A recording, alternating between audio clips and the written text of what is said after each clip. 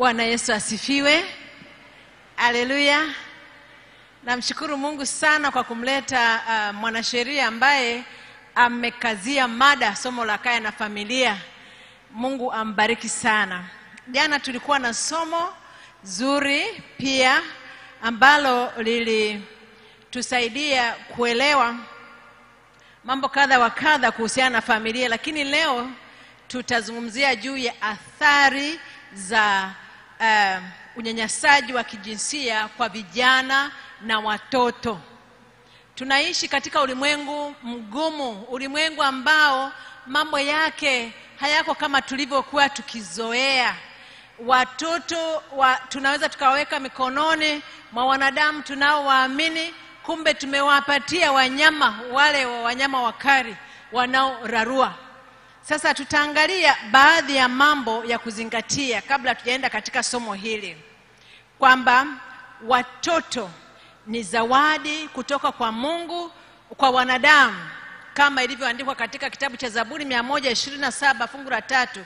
Nimekuwa nikikazia hili jambo ili tuelewe ni kwa uzito kiasi gani hii zawadi tuliyopewa. Mungu ametuthamini kwa namna gani. Ukiwa una watoto unaweza usielewe uzoefu anaopitia mtu ambaye hana mtoto.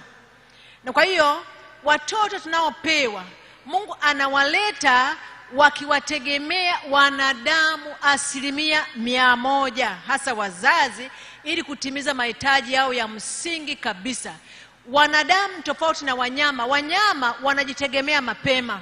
Mnyama anazaliwa siku hiyo hiyo, anatembea. Muone ng'ombe, anaenda kunyonya mwenyewe, anasimama kwa miguu yake, anatembea. Lakini mwanadamu anaweza achukue hadi mwaka hajakanyaga chini kutembea. Mwanadamu ni tegemezi, na kwa hiyo anahitaji matunzo 100% kutoka kwa mzazi. Mwanadamu bila mzazi hawezi kuishi, hawezi kabisa, au bila mtu atakayemlea. Kwa hiyo mazingira mazuri ya malezi ni ya muhimu sana ili mtoto yeyote aweze kuendelea vizuri. Na kuna mambo mengi ambayo si mazuri yanayowapata watoto wetu wanapoendelea kukua duniani, au vijana wanapoendelea kukua hapa duniani, na mojawapo ni unyanyasaji wa kijinsia. Kadiri miaka inavyoendelea, unyanyasaji wa kijinsia umekuwa ni tatizo kubwa sana sana sana. Na wanasema hivi kwamba kati ya watoto wa kike 4, mmoja ananyanyaswa kijinsia, na kati ya watoto 6 wa kiume, basi mmoja ananyanyaswa kijinsia. Unaona hizo takwimu zilivyo mbaya, na hizi ni takwimu za ulimwengu. Nitamani ningepata takwimu za hapa nchini Tanzania, huenda napo ingetufumbua macho, lakini sikupata. Na anasema hivi, watoto wengi wanaopata unyanyasaji wa kijinsia, wanaosemwa kwamba huyu amenyanyaswa kijinsia, ni ile kabla ya kufikisha miaka 18, ambapo anaweza kufanya maamuzi yake mwenyewe. Tunapozungumzia unyanyasaji wa kijinsia kwa mtoto, ni kwa yule ambaye hajafikia umri wa miaka 18 kulingana na definition ya dunia. Lakini kiukweli hakuna yoyote anayefaa kunyanyaswa.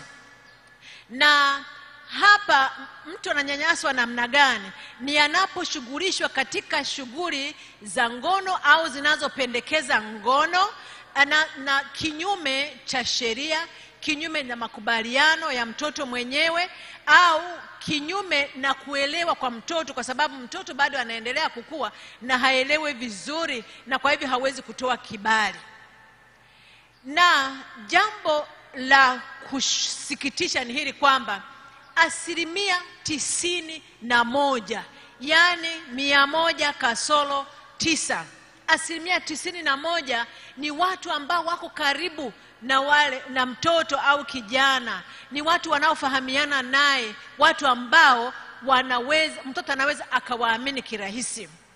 Sasa tutaangalia dalili zinazoweza kusaidia wewe kama mzazi kutambua kwamba huyu mtoto amenyanyasika kijinsia, au huyu kijana huenda kuna uwezekano kwamba yuko ananyanyasika kijinsia, ni mambo gani uyaangalie kimwili, uyaangalie kihisia, uyaangalie kiroho, uangalie hata kitabia, uone kwamba mtoto huyu ni kitu gani kinaweza kuwa kiashiria.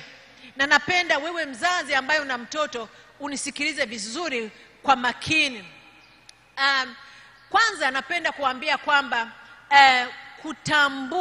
kutambua unyanyasaji wa kijinsia si jambo rahisi sana. Ni jambo gumu kwa sababu inakuwa siri kubwa. Watoto wanapewa vitisho, anaambiwa kwamba wewe ukisema utauawa au utakuwa mbaya au dunia itakuzomea, unawezaje kumdhalilisha anko au kitu kama hiki na kile. Kwa hiyo mtoto anaishi kwa hofu, anajua hawezi kumwambia mtu yoyote. Kwa hiyo yule mwenyewe mhanga anajitahidi kuficha ili waliomzunguka wasitambue hivi. Kwa hiyo si jambo rahisi kutambua. Ndio maana najaribu kusema baadhi ya dalili hizi ziweze kusaidia. Tuangalie dalili za kimwili kwa watoto kwanza, kuacha vijana. Unapoona mtoto mdogo anapata ugonjwa wa zinaa, ni lazima ujiulize ameutoa wapi. Kwa hiyo ugonjwa wa zinaa ni kitu cha kwanza cha kukuambia kwamba huyu mtoto lazima amechezewa na mtu, amenyanyaswa na mtu fulani. Na ndio maana natamani wazazi, shughulika na mtoto, shughulika na shughuli zako mwenyewe huko duniani, lakini rudi uwe karibu na mtoto. Mtoto uwe wewe mwenyewe kumuogesha. Unapomwogesha uangalie maeneo ya mwili yanaanza kuwa yameathiriwa.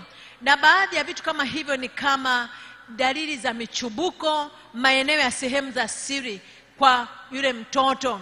Unajua watu wanafanya unyanyasaji wa kijinsia hadi kwa watoto wadogo kabisa ambao unawavika na kuwakagua. Wanafanya hivyo. Au unakuta damu kwenye shuka ambayo mtoto analalia, na huyu mtoto hata hajavunja ungo, na hazina maelezo mazuri, hazieleweki, au nguo za ndani. Unaona hivyo vitu, chukua tahadhari, kaa karibu na huyo mtoto ujue. Lakini pia dalili zingine, mtoto anakuwa na maumivu ya kichwa. Sasa nataka usiende ukiona mtoto anaumwa kichwa useme kwamba amenyanyasika kijinsia. Kichwa kinaleta habari ya mambo mengi. Inaweza kuwa ni malaria, inaweza kuwa ni mafua, inaweza kuwa ni ugonjwa mwingine, lakini hii inaweza kuwa pia dalili ya mtoto kuwa na shida hiyo kwa sababu ameathirika kisaikolojia au vitu kama hivyo. Au maumivu ya tumbo yasiyo na maelezo mazuri, au mtoto ameshaacha kukojoa kitandani au kujisaidia haja ndogo kitandani, halafu anaanza tena. Unajiuliza kwamba nini kimetokea? Fuatilia kwa karibu. Au wakati mtoto anajisaidia anahangaika, anapata maumivu. Inaweza isiwe rahisi kugundua hivi vitu. Ni lazima uwe mzazi aliye karibu sana na watoto na kuelewa vizuri mabadiliko yanayoweza kutokea ndani ya mtoto. Lakini unakuta mtoto anapoteza hamu ya chakula, anapoteza uzito. Hivyo zote ni vitu ambavyo vinaweza kuwa viashiria, ufuatilie. Hata kama sio unyanyasaji wa kijinsia, bado hizi dalili zinakupatia zinaweza zinakufanya uweze kumsaidia mtoto mahali anapohitaji msaada. Lakini unakuta mtoto ni mdogo, halafu anazielewa vizuri mada za ngono na anazizungumzia sana. Ni kweli watoto siku hizi, hasa wale walioanza shule, wanafundishwa vitu vingi ambavyo sisi hatukufundishwa tukiwa wadogo. Lakini unaona mtoto ndio mazungumzo anayoyaweka. Jiulize, weka swali. Halafu au mtoto anakuwa na usiri na ukimya usio wa kawaida. Alikuwa mchangamfu, unaanza kuona mtoto anazubaa, ni lazima kuna tatizo fulani linamsumbua.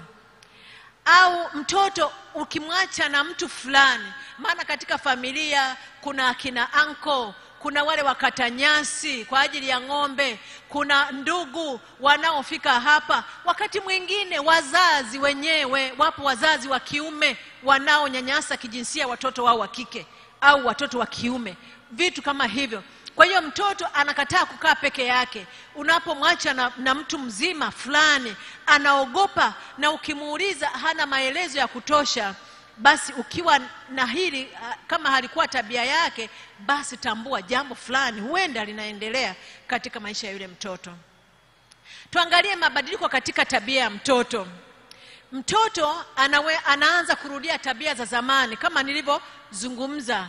Anaanza kujisaidia kwenye nguo au kitandani, au anaanza kunyonya kidole na alishaacha. Basi hizo zikupatie maswali kichwani. Au anakuwa mtii kupita kiasi. Unajua kutii ni kitu kizuri, lakini ukiona mtoto yani unajua watoto lazima aonyeshe hali fulani hata ya kupenda michezo na mambo mengine, lakini unaona mtoto utii wake umepitiliza, jiulize, huenda amenyenyekezwa sana, au anakuwa na tabia za kihuni zisizofaa katika umri wake. Mavazi yanabadilika, tabia za kihuni, nafikiri mnanielewa wa Tanzania pia. Au anakuwa peke yake muda mrefu, anajitenga, anakaa chumbani, watoto wengine wako wanacheza, hataki kucheza nao. Au wakati anataka kuoga anajificha, anajaribu kutovua nguo mbele hata ya mzazi wake, mama, baba, anaogopa. Basi ujue labda kuna jambo. Hizo ni kitabia. Lakini pia katika tabia tuangalie kwa vijana. Labda nataka niseme kwa vijana, hizo tulizozungumza zilikuwa hasa kwa watoto, lakini kuna vijana wale ambao hawajafika umri wa miaka 18 lakini wakubwa, hao pia wananyanyasika kijinsia, wa kike na wa kiume siku hizi.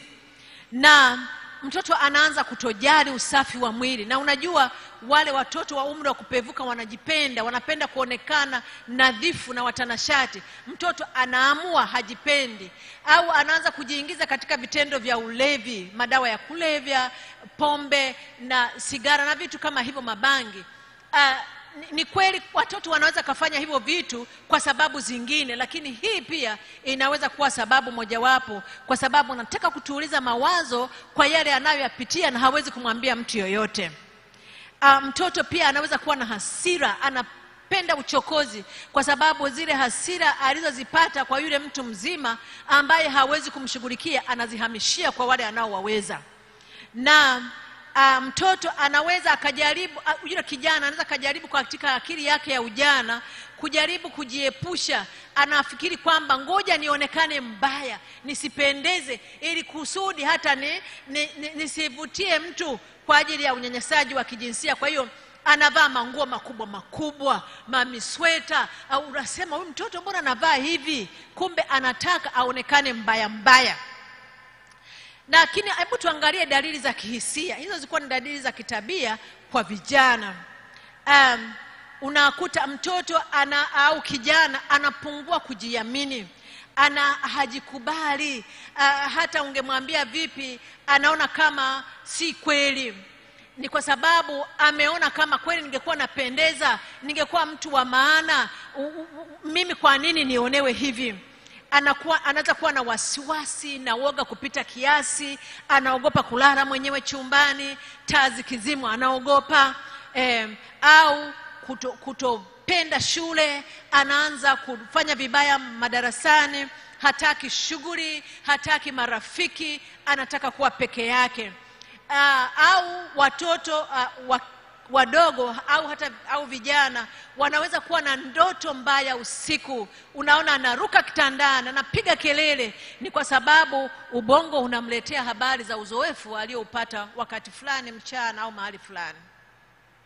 Sasa tuangalie pia kwa vijana, wanaweza wakapungua uzito kwa namna isiyo ya kawaida, wakaanza kuwa na ulaji mbaya, michubuko mwilini isiyo na maelezo kama kwa watoto pia, magonjwa ya zinaa na maambukizi, na dalili za sonona, wasiwasi na hofu. Hasa vijana hawa wengine nakuta anajiua, anataka kuondoa uhai kwa sababu anaona sifai, siwezi kuishi mahali popote.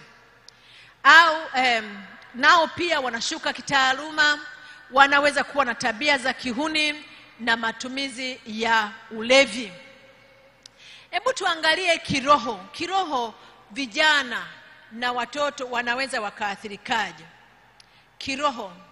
Hebu jua kwamba unyanyasaji huu wa kijinsia unafanyika ndani ya familia, na unapofanyika ndani ya familia basi, au kwa watu ambao mtoto anawaamini kama mwalimu wa watoto, mahali ni kanisani, ni msikitini, ni shuleni, basi ni mtu ambaye anamwamini, anasema kama kweli Mungu ananipenda, kwa nini anaweza kuniweka mahali kama hapa?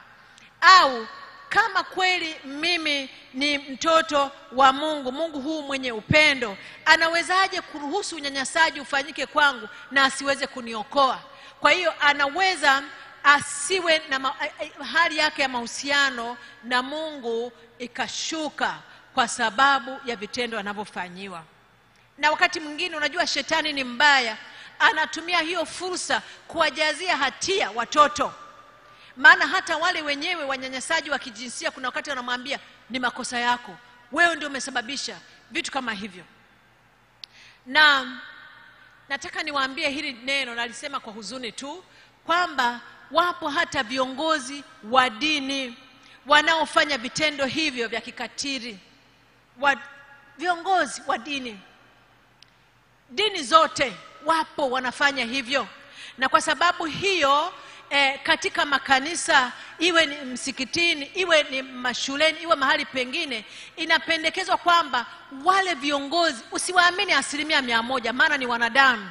Kuwe na udhibiti, kuwe na namna ya kuangalia kwamba ni nani anakaa na hao watoto, na wakati mwingine ni lazima kusaini, kuapishwa kwamba utawalinda watoto.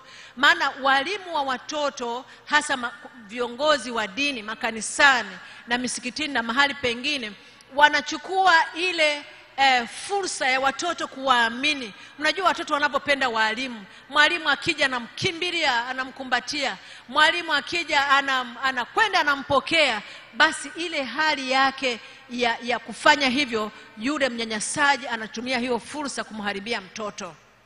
Na kwa hiyo watoto tunapowafundisha ni vizuri kuwaeleza mipaka, namna ya kulinda mipaka yao, na kuwaambia yapo maeneo ambayo watu hawaruhusiwi kuyagusa, na wafundishe hivyo. Hebu tuangalie mazingira hatarishi yanayoweza kufanya mtoto awe katika mazingira ya hatari. Hawa wakatili na wanyanyasaji wa kijinsia wengi wanapenda kuwaonea watoto wanaoishi katika hali ya umaskini. Anaweza akampa vitu au akamwambia nitakusaidia hiki na hiki, na yeye hajakiona nyumbani. Mtoto anapokea, anafikiri ni upendo, kumbe ni mtego wa kumnasa yule mtoto. Au watoto unaweza kukuta kwamba watoto wanaoshuhudia vitendo vya ukatili mahali wanapolia, anaangukia kwenye mikono ya katili mwingine tena. Watoto wengine, wanyanyasaji wengine wanatafuta watoto watulivu, wasio na makelele, watoto wenye shida, wenye upweke, labda ni mtoto wa mzazi pekee au ni yatima. Anasema mimi nitakusaidia, na mtoto kwa sababu labda ana haja ya kuwa na baba, anakwenda mzima kwa huyu mtu, kumbe anamharibia katika ile akili yake changa.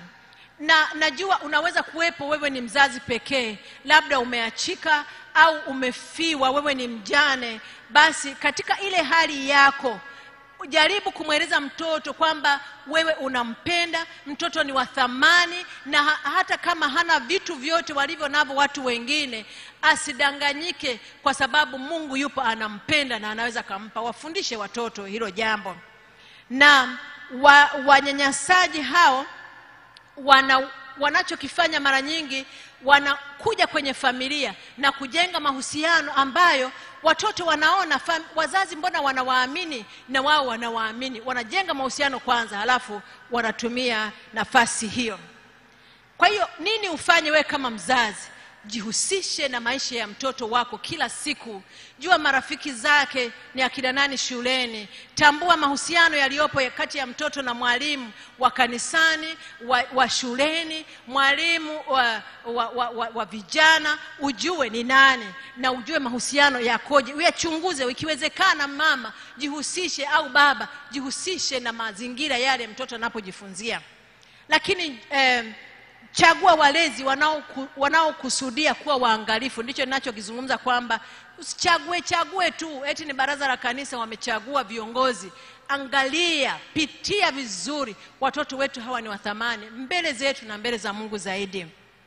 Ukisikia kwa mfano kwenye television au ukisikia habari zinazohusiana na mada hizi, mada zinazohusiana na mambo ya jinsi, ujinsia, zinazohusu ukatili, tumia fursa hiyo kuambia watoto, kuongea nao ili wafungue moyo wao kwako, na mhakikishie mtoto kwamba upo kwa ajili yake na anaweza kukuamini na uko tayari, awe tayari kuzungumza jambo lolote, asikufiche na hutamhukumu. Mtoto ajue kwamba ni salama kukushirikisha.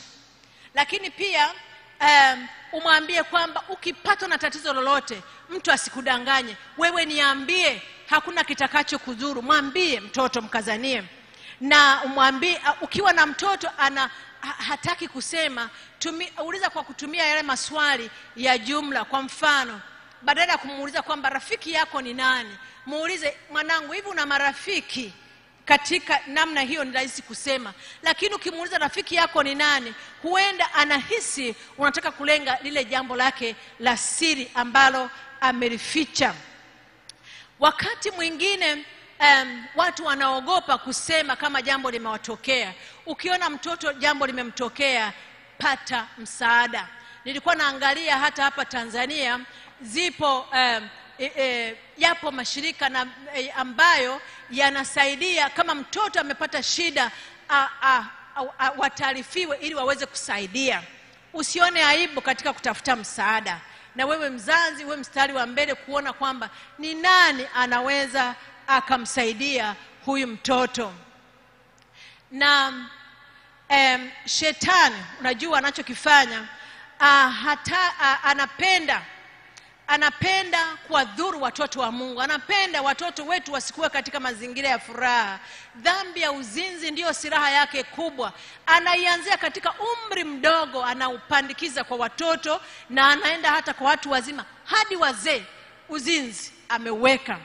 Lakini Biblia inatuambia kabisa kwamba uzinzi ni dhambi. Tumeshazungumza kabisa kwamba mpango wa Mungu uliowekwa ndio sahihi, tunapaswa kufuatilia. Na nimemsikia kiongozi wetu wa mada ya sheria, profesa, amesema kwamba amesema tuangalie juu, tuangalie chini. Alisemaje? Kumbe hamkusikia, inabidi arudie tena. Alisema wanaume waangalie wapi? Chini, juu? Chini? Tulisema waangalie chini. Lakini alizungumza kabisa kwamba macho yako yasiranderande kila mahali kuangalia huku na huku, na wakati mwingine hivyo vitendo ndivyo vinavyoweza kusababisha watoto nao kuviiga. Tuangalie watoto wetu, tuzungumze nao tunapokuwa na wasiwasi kuhusu mambo mabaya yanayoweza kuwapata. Unajua mambo kama haya yakiwapata yanaweza kuwa chanzo cha kuvunja mahusiano yao na Mungu na kuwanyima nafasi kwa ajili ya uzima wa milele. Ni kweli, shilingi tuikimbize, maisha tuyakimbize, vyeo tuvikimbize, nafasi na heshima tuzitafute, lakini si kwa gharama ya watoto ambao Mungu ametupatia. Ni bora wache vitu vingine vyote, ni bora watoto wapate maisha ya kawaida, lakini wawe salama mikononi mwako na mikononi mwa Mungu. Na waombe sana watoto wako. Watoto wanaoombewa wana ulinzi mkubwa kwa Mungu. Mahali popote unapoachia, wanapoenda shuleni, wanapoenda kanisani, tangaza ulinzi kwa ajili yao kwa kuupokea kutoka kwa Mungu. Basi tuombe. Mungu wetu wa mbinguni, tunakushukuru sana kwa sababu umetukumbusha kwamba katika dunia hii kweli hatuko salama, kwa sababu mwovu ana mitego mingi kwa ajili yetu. Lakini asante kwa sababu umetuahidi ulinzi tunapokutegemea. Umesema watoto wetu watalelewa na wewe Bwana, na amani yao itakuwa kubwa. Timiza ahadi hii, na ikiwa kuna mtoto ameathirika, Bwana mlinde na umuokoe, katika jina lake Yesu, amen.